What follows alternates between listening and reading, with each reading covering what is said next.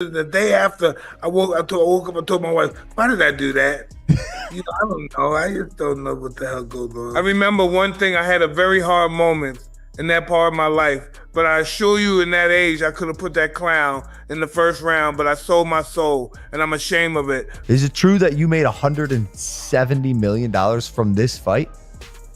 I made a lot of money, the most money I've made ever. 60 million households, Jake. 250 million people. Bro, that is so It's all downhill crazy. from here. No, for sure. I peaked. How do you think the Jake Paul Anthony Joshua fight plays out? I don't know. I want to make sure. I believe it once I see him in the ring. If Paul starts his boxing career earlier, could Jake Paul have been a champion? Is it possible? The ending feels unreal, but it's already locked in, because Anthony Joshua didn't just knock Jake Paul out, he blew apart an entire illusion and forced Mike Tyson to quietly admit he chose a script over blood. And now boxing looks fake in a way it can't undo or pretend away. And no, this doesn't feel real at all. So rewind with me, because to understand how this moment happened, you have to accept something uncomfortable. This was never really a fight. It was a slow-motion betrayal that kept building until the instant a real heavyweight finally touched a celebrity, and the universe snapped back into balance. I'm gonna tell y'all the truth. I told y'all.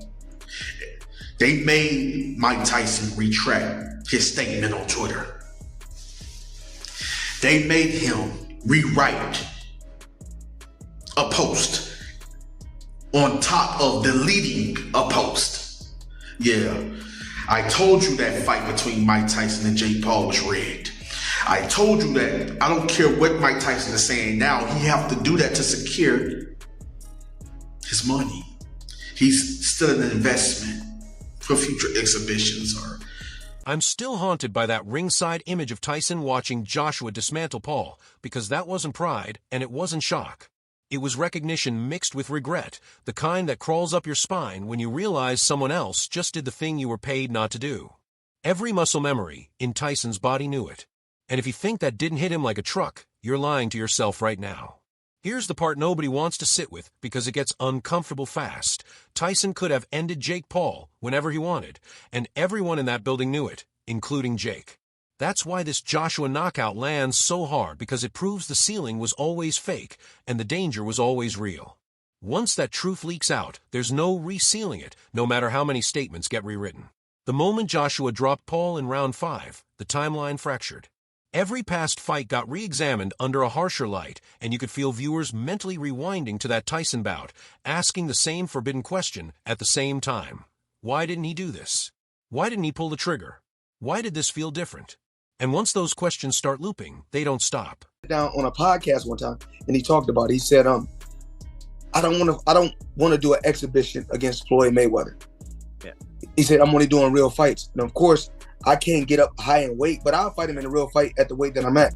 But Jake Paul, I mean, as of right now, for what he's doing, it's good for what he's doing. But once he fights a real fighter, it's going to be bad. People keep calling this a mismatch, but that's too clean a word for what happened, because this was exposure. This was gravity reasserting itself after years of suspension. And Joshua didn't rush it. He hunted it, which is what makes it terrifying, because when a real fighter takes his time, it means he knows the ending already. And Jake felt that knowledge pressing in on him round by round. Then the 6th round landed like a verdict. And I don't mean the punch, I mean the meaning. Because that right hand didn't just break jaw, it broke permission. Permission for this experiment to keep pretending it was boxing.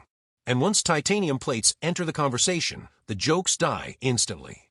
And anyone still laughing is either numb or lying. What chills me is Eddie Hearn's line about giving Jake his debut and AJ giving him his last fight, because that wasn't trash talk. That was a closing statement. And promoters don't talk like that unless they believe the door is actually shut. And if you think Jake didn't hear that echoing in his head while staring at hospital lights, you're missing the psychological damage entirely. I want to follow with you, because when this fight was first announced, you had said something to the effect of this would end Jake Paul's career. After what you saw tonight, do you think that Jake should continue to box, or what do you think the future holds for him? Yeah, no, I really take my hat off. So, I mean, we have to see if it is a broken jaw. Those injuries are very difficult to come back from. But as AJ said, like that last shot would have knocked out a lot of heavyweights. And I know he went down heavy, but you know he was conscious. on the floor. And I thought his game plan, although obviously very negative early on, which it had to be, now was, zoom back to Tyson, because was this is smart where at The times. Rock And there shows were itself. times where he held his didn't feet just and let take his hands money, go. he took It was a responsibility very for one-sided protecting a fight. It was narrative. always going to be. Watching Joshua tear it apart forces a brutal comparison because one man stuck to the script and another ripped it up, and history only remembers one of those choices no matter how big the check was. I don't care how many people call this conspiracy because Tyson himself cracked the door open when he admitted he doesn't even remember the fight and woke up asking why he did it, because that's not the voice of a man satisfied with a performance. That's the voice of someone who knows he left something sacred on the table. And that kind of regret gets louder with time, not quieter. Let me say this slowly because it matters. Joshua didn't need to say anything after the fight because his fist said it all, and silence backed it up. And when silence becomes the loudest voice in the room, it means the truth is too obvious to spin. And every influencer fighter watching right now just felt their stomach drop, whether they admit it or not. Are you in pain? Yeah, but Does it's it not hurt gonna. to- It's not from like talking. Talk to me about what your jaw feels like, because you got It's what, like a baseball in there. two And then plates, It just feels like 4 titanium plates. 4 titanium plates. How many do you have? Just one. There's a darker Nobody wants to pull yet because it threatens the whole business model. If one real heavyweight can erase years of hype in 6 rounds, then how fragile was this ecosystem the entire time? And if you're uncomfortable with that question, good, you should be, because someone is scrambling behind the scenes right now to contain what this means really. No, I don't remember the fight that much. I kind of blanked out a little. Listen, know what I remember? Coming back from the first round, and then the next day I remember Jacob doing some kind of, I don't know, what was he doing at the ring? Oh, yeah, a little bow at the end. He bowed. And that's the last thing I remember. You know, but the day after the fight, right after the day after, I woke up and told my wife, why did I do that? You know, I don't know. I just don't know what the hell goes on. What did you think of Jake's power, man, when you were in there? I keep thinking about Tyson watching that broken jaw news hit because biology doesn't lie and marketing can't argue with bone fractures. And seeing physical proof of what a real punch does forces you to confront every moment you chose not to throw one. And nah, this can't be real. Unless regret is already eating at him way harder than he's letting on. Here's a time bomb thought you shouldn't ignore. If Tyson is now openly admitting that money dictated outcomes, then how many other fights are about to get relitigated in the public mind because once trust erodes, it spreads fast, and boxing has always survived on belief, and belief is bleeding out right now. Another thing that won't leave me alone is how calm Joshua looked the entire time, because calm fighters are the most dangerous and the most honest. And his calm felt like someone executing a correction, not chasing glory. And corrections don't stop at one target, they ripple outward. So ask yourself who feels exposed next. Just hoping after this Floyd fight, maybe we can have a rematch. He did well, but I want to try it again. Is that something that you would be interested in terms of righting the wrong and not I would be interested. Yes, I would. I would be interested. This doesn't end with a knockout highlight or a press quote because the silence afterward feels staged. And when things go quiet this suddenly, it usually means deals are being rewritten and stories are being buried. And I don't trust it, not for a second, because this situation is still unfolding, and something uglier is absolutely coming. And when it breaks, it's going to make this knockout look like the warning shot. What keeps looping in my head is how inevitable this all felt in hindsight, like the sport itself finally got tired of pretending and decided to snap the rubber band back into place. Because for years, the line between spectacle and competition was stretched so far it was begging to break. And Joshua just happened to be the guy standing there when it finally did. I keep thinking about how confidence turns into arrogance without anyone noticing the exact moment it crosses over, because that's what doomed this whole thing. Not the ambition, not the money, but the belief that reality could be negotiated if you talk loud enough and build a big enough audience around you. There's something deeply unsettling about watching a narrative collapse in real time because it exposes how much of what we consume as fans is trust-based. And once that trust cracks, you start questioning everything retroactively, like how many moments you cheered for were real, and how many were carefully padded edges to protect an outcome. Joshua didn't just win a fight. He reintroduced consequences. And that's the part people aren't fully processing yet, because consequences don't trend well, but they linger, and they sit with fighters long after the cameras are gone and the tweets stop flying. I can't shake the image of preparation versus promotion because one of those happens in silence and the other needs noise to survive. And when they finally collide, the silence always wins. Not dramatically, not loudly, just decisively. Like gravity reminding you it was never impressed by hype.